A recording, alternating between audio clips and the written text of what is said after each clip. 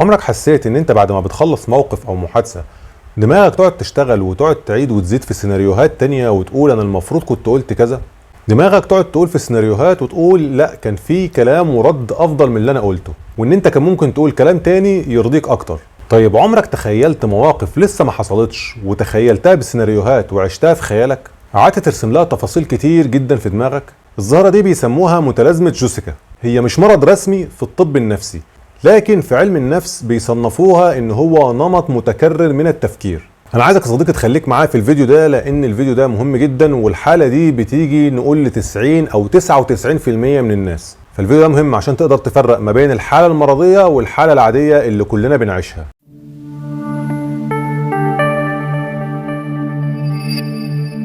في الاول خلينا نقول ايه هي جوسيكا بالظبط.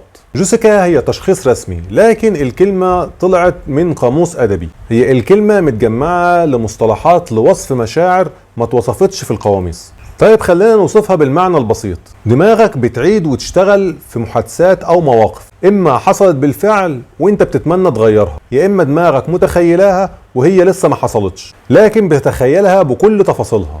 المشكلة هنا مش في وجودها مرة أو اتنين، المشكلة إنها بتتحول لعادة مستمرة وبتستهلك وقتك وطاقتك ودماغك وتفكيرك وبتزيد القلق والتوتر. طيب الأسباب العلمية ليه الموضوع ده بيحصل؟ من منظور علم النفس الموضوع قريب جدا من التفكير الاجتراري، اللي هو أنت بتمسك فكرة أو موقف وبتفضل تقلبه في دماغك من كل زاوية ومن غير ما توصل لحل علمي. والحالة دي بتحصل أكتر للناس اللي عندها قلق اجتماعي أو ميل للكمال، أو عندهم حساسية عالية قوي ضد النقد، أو بسبب الهروب من الضغوطات الاجتماعية أو الضغوطات النفسية المستمرة، أو طموحهم عالي جدا وعندهم رغبة في تحقيق أحلامهم، أو عندهم اضطراب نفسي زي القلق والاكتئاب. طبعا يا صديقي معظم الحاجات اللي انا قلتها لك دي هتقول طب ما كلنا عندنا نفس الكلام، كلنا عندنا طموحات ونفسنا نحققها، وفي اللي عنده اكتئاب وفي اللي عنده كذا وفي اللي عنده رهاب اجتماعي وفي اللي عنده ضغوطات نفسيه يوميه. فانا عشان كده بقول لك خليك معايا في الفيديو للاخر علشان نقدر نفرق ما بين الحاله المرضيه والحاله العاديه. من منظور علم الاعصاب، مخ الانسان فيه شبكه، والشبكه دي بتنشط لما بيكون عندنا شروط ذهني او بنفكر في المستقبل او الماضي او حتى في نفسنا. ابحاث بقى التصوير الدماغي اثبتت ان الناس اللي عندهم نشاط عالي في الشبكه دي دول بيكونوا اكتر عرضه للتفكير التكراري وبالتالي عرضه لجوسيكا. بمعنى بسيط مخك بيشتغل اوفر تايم في وضع التخيل الذاتي. طيب اعراضها وعلاماتها نعرفها ازاي؟ بتقعد تعيد نفس الموقف والمحادثات في دماغك لمده ساعات، احساس دايم انك محتاج تظبط الرد او السيناريو المثالي، عندك قله تركيز وارهاق عقلي، عندك صعوبة في النوم بسبب ان دماغك مش عاوزة تسكت، واحيانا احساس بالاحراج او الندم لمجرد انك تذكرت موقف قديم. طيب يا صديقي خلينا كده نشخصهم ونفرقهم ونقسمهم لدرجات. جوسيكا في الدرجة البسيطة منها عاملة ازاي؟ مش كل واحد بيتخيل او بيعيد محادثة في ذهنه يبقى عنده مشكلة، ده اسمه الخيال العادي، زي مثلا تتخيل حاجة في شغلك، حاجة في دراستك، حاجة خلال يومك. ولو الموضوع ده بيحصل قليل ومش مؤثر على حياتك يبقى ده طبيعي جدا، وبالعكس ده ممكن يكون مفيد لانها بتخليك مستعد دايما للسيناريوهات ممكن تعملها، بيخلي عندك حذر وكمان بينمي الابداع عندك، ودي الدرجة البسيطة.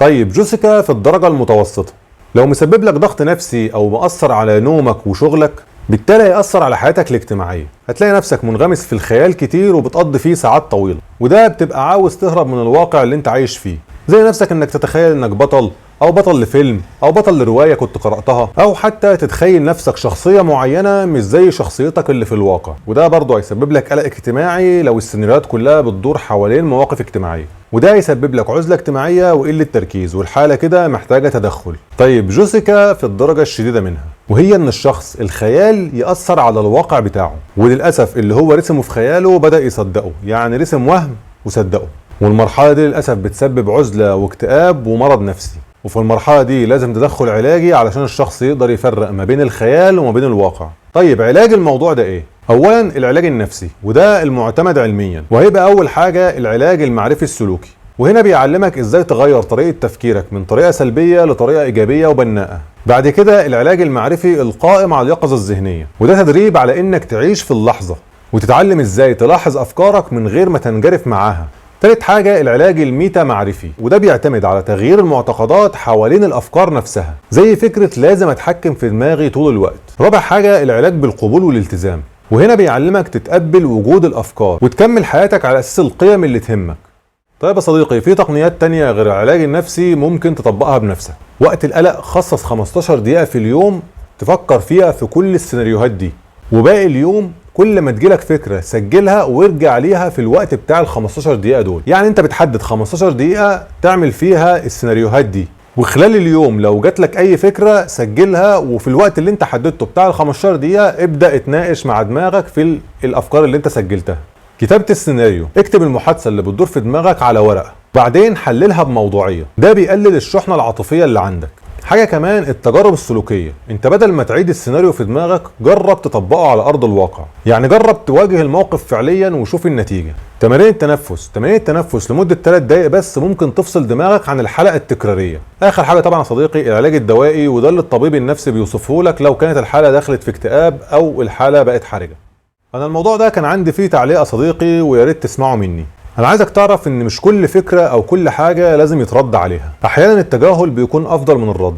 وافتكر دايما مقولة سيدنا عمر بن الخطاب رضي الله عنه: ما ندمت على السكوت مرة ولكن ندمت على الكلام مرارا. كمان خليك واعي ان دماغك بتعمل كده علشان تصلح حاجة في الماضي او تواجه حاجة في المستقبل، لكن للاسف المبالغة في الموضوع ده بتخليك عايش في عالم وهمي، لان الماضي مش هيتصلح والمستقبل بايد ربنا. انا زي ما قلت لك، انت فعلا ممكن تعمل بعض السيناريوهات في دماغك عشان تبقى مستعد، لكن ما تخليش الموضوع يسيطر عليك وتنسى العالم اللي انت عايشه والوقت اللي انت عايشه. وطبعا لو حسيت ان الموضوع زيادة عن حده اطلب المساعدة من مختص، الموضوع مش عيب ولا غلط، لكن الموضوع ده لو مأثر على حياتك لازم تطلب مساعدة مختص. خلاصة الموضوع ده ان جوزيكا في حد ذاتها مش مرض، لكن لو زادت عن حدها واتثابت من غير ما تتعالج هتتحول لعادة، وعادة مرهقة جدا، هتبدأ تسحب طاقتك وتزود القلق والاكتئاب، يعني ممكن تحولك لمرض. الحاجة الحلوة بقى زي ما انا قلت لك في الفيديو كده، ان في حاجات مثبتة علميا ان انت تقدر تعملها بنفسك وتوقف بيها الحلقة دي، بل تطور بها نفسك كمان. ومن اهمها طبعا تعديل طريقة تفكيرك وتقنيات اليقظة الذهنية، وتمارس تجارب سلوكية على ارض الواقع. وده بدل ما تفضل تتمرن في دماغك، جرب بقى تنزل على ارض الواقع وتمارس الموضوع على حقيقته. في النهاية يا صديقي اتمنى الفيديو يكون عجبك واستفدت منه ولو بمعلومة واحدة. افتكر دايما ان معلومة واحدة ممكن تغير لك حياتك، وبفكرك تشترك في القناة لو ما كنتش مشترك في القناة، وتفعل الجرس عشان يوصلك كل جديد. انا حسام سلام، واستناني الحلقة الجاية ان شاء الله.